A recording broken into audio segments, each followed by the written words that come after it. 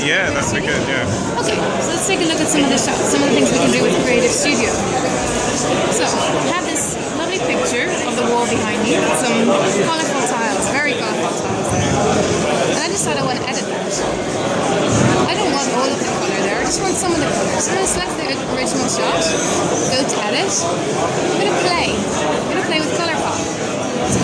Immediately grays out everything and I say, I want a bit of yellow, maybe a bit of orange, maybe another bit of yellow, a bit of blue. I like that. I don't like reds and things. And then I have this new shot which just has a little bit of colour in there. I can also scroll through and select any different variation of that, from opal up to black and white and so on, lots of different effects, and that's Creative Studio. Another awesome effect we have is something called Cinemagraph. I can go in and select one of the images I took earlier on. Actually, I took this image at Cinemagraph, so I opened it in Cinemagraph. Let me show you what you can do. I can animate part of an image, not all of the image. It's just like a still image, only